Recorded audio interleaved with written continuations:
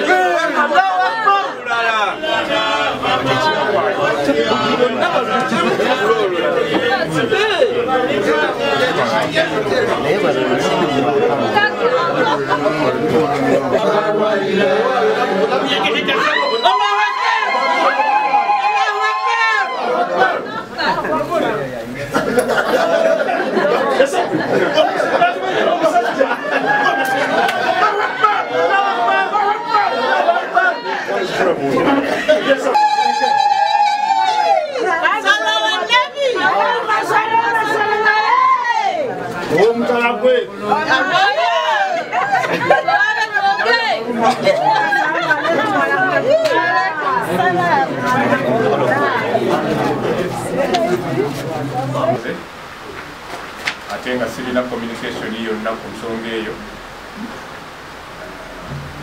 bibadde byagala okunsoberamu naye ndi musajja mugumu simala gasoberwasoberwa paka wenkubidde his eminence mufti alla nsaasidde nti mulesa ali bizi naye isimu yange bwanjira byagikutte nemutegeeza embeera eriwo nanga nti ate tewali buzibu kadhi waali omupya nti waali chairman owa district waali nti waali nangamba nti funa abakulu ba security mu kitundu ekyo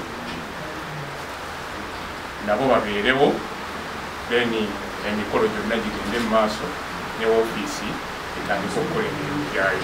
Allahu akbar, la ilaha illallah, Allahu akbar, Allahu akbar wa lillahi alhamd. Era ntwala omukisa guno okutegeeza okukuŋŋaana luno wamu n'abasiraamu abatali wano kimbaddewo ng'omujulizi ku lwa mufuti nga district kadhi omupya akwasibwa ofiisi mu butongole etandika okukola emirimu gye. Bino bye bigambo bye njagala okwogerako mu lukuŋŋaana luno. Ekisooka ssebo district kadhi okuyozaayoza olw'okufuna obuvunaanyizibwa n'obukulembeze n'ekitiibwa ekyo ekya disitulikati. Tetusobola kugamba nti biri ebirala tebiriiwo. Kituufu obukulembeze naddala obw'eddiini buba buvunaanyizibwa era mulimu n'ekitiibwa.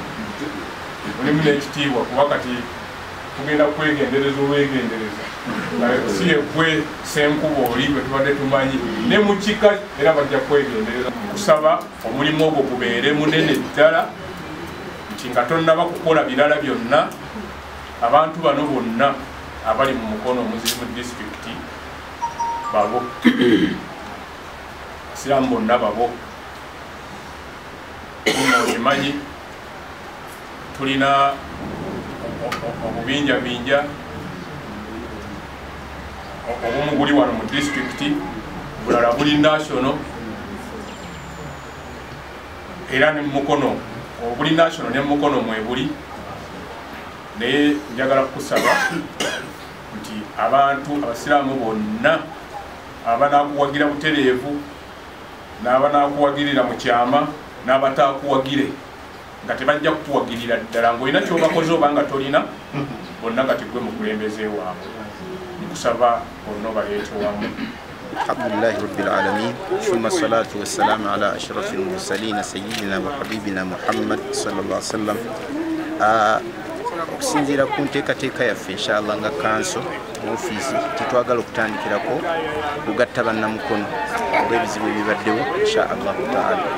era bwe tunaamala okubagatta tusuubira enkulaakulana nnene nnyo wano naye nga pointi zaffe ziri 3: kuyigiriza kibayita education, unity, okwegatta, ekyokubiri development, okubanga tukola ki nga twekulaakulanya. Ezo points 3 zetugenda okutambulizaako insha Allah enteekateeka yaffe y'obukulembeze bwaffe ne mukama wange chairperson. Barakallahu fiikum. Nga time nga baleese omuweereza omulala kkiriza nti waliwo ebigaanyi era kkiriza okwatagane bulungi n'oyo aba akoze eki. Vumirira omuntu yenna atasobola kumanya nti obukulembeze buva eri ani. Allah yasalawo n'agamba nti kati olwaleero Agisa Makula bwe ssentebe wa disitulikiti y'e Mukono, ate waggulu eriyo omulala owa national, aye ne wabeerayo n'omulala mufti, aye ne wabeerayo n'abalala basekretary, ne wabeerayo bacommissioners. Ffenna Allah yajja ate tukkirize nti ab'e Mukono alhamdulillah tufunye kadhi omupya, tumusuubira okubeera ye nga ye abeere omugunjufu okukola ebintu mu mbeera y'ekigunjufu etali mbeera eyokukola embeera etali ya kigunjufu.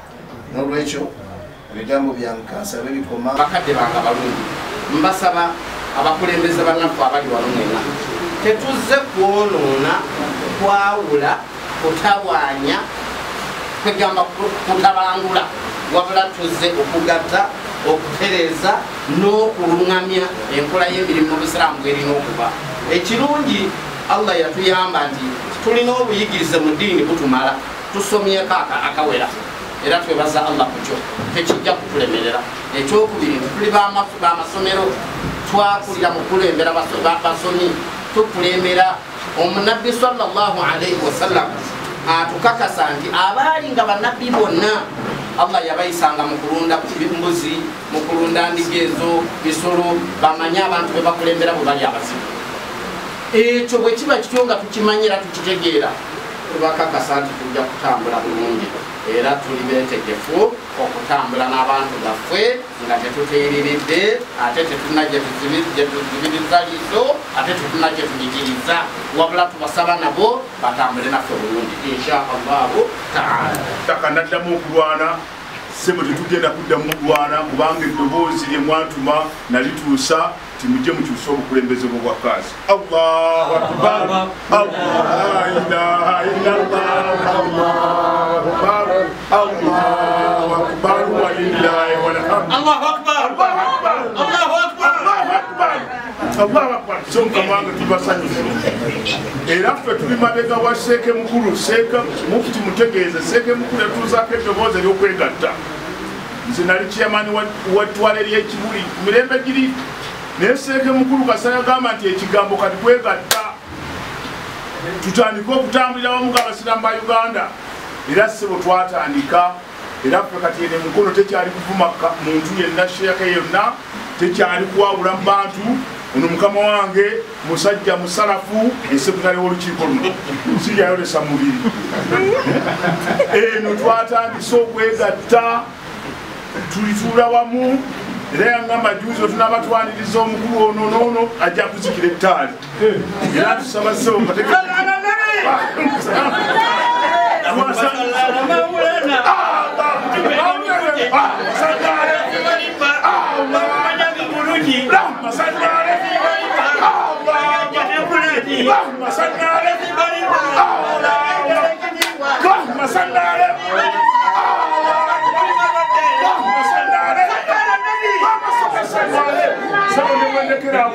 Visikado mpya. Mpulira essanyu okufuna disitulikiti omupya. Entalo ezibaddewo oli abadde mwana waffe muganda waffe ne tawuliriza. Ne ndowooza nti ono anaaba ayingiddewo kuba naye naye mwana wa wano, obusira bujja kutambula bulungi. Enjawukana yalimu nti ono okukwata kifo kino kukijja kuba nannyini nti balina buyinza. Financial Board abatandiisi batagala boogere, bananyi kitundu abatandika ekintu bagala boogere, naye Mufti olwajjanga 8 omwezi gw'omukaaga kyonatugamba nekibwa ajja ku disitulikiti nasako omulala namugamba akole ebyo Mufti byamugamba bano ababikoze osina tujja kuddamu ateekayana za mukono ekitebe kiddemu ekiyunga wano babeerewo n'ofiisi wano muzikiti kubanga gwemalirira okufuna obukulembeze bwagwo obwerufu